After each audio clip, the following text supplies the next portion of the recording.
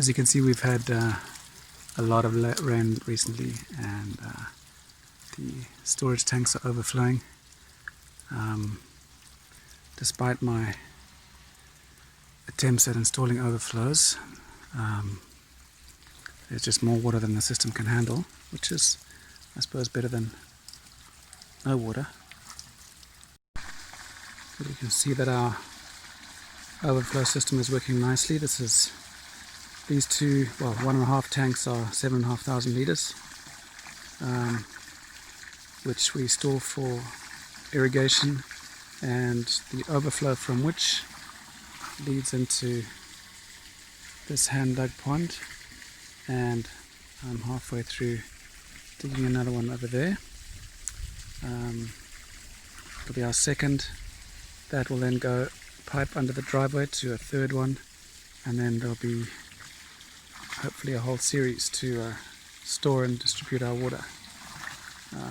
But so far this system is working incredibly well and making far more efficient use of the water than before, where it was just running off into the land and there was no real management of the water system. It was,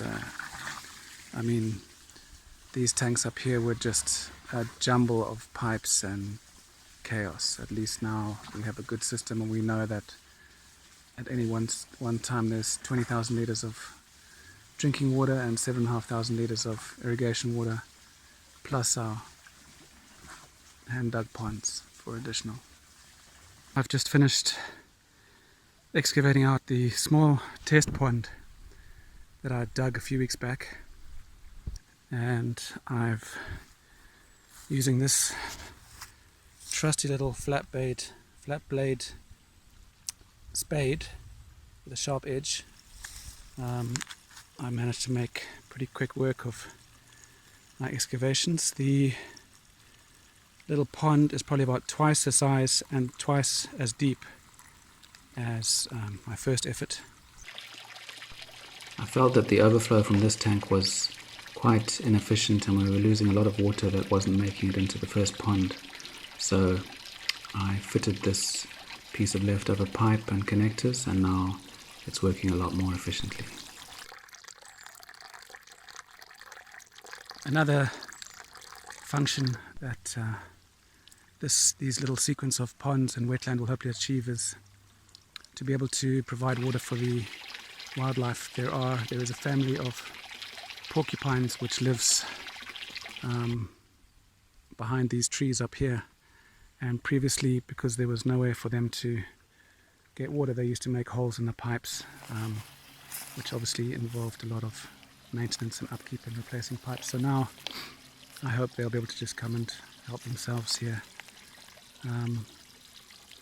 Over on this side of our little water tanks and swale, I planted 20 bamboo saplings. These are Bambusa balcoa, and they were in little plastic bags, and are now, this one is probably 2.5 meters now, and they are really loving it. I do need to do a bit of weeding, but you can see there are lovely new culms coming through. This is probably just a few weeks old, and got 4 rows of 5 each. Only one casualty, got taken out by some digging friend, possibly a porcupine, but 19 out of 20 after 6 months, I'm happy with that. Unfortunately, we didn't get to finish off the rest of our hand dug ponds and mini wetland that we wanted to create. We decided to leave South Africa at the end of last year, but it's been a great experience and made me very aware of the importance of features such as hand dug ponds on any landscape, and the importance of storing and conserving precious water resources. So hopefully this is to be continued. Thanks for watching.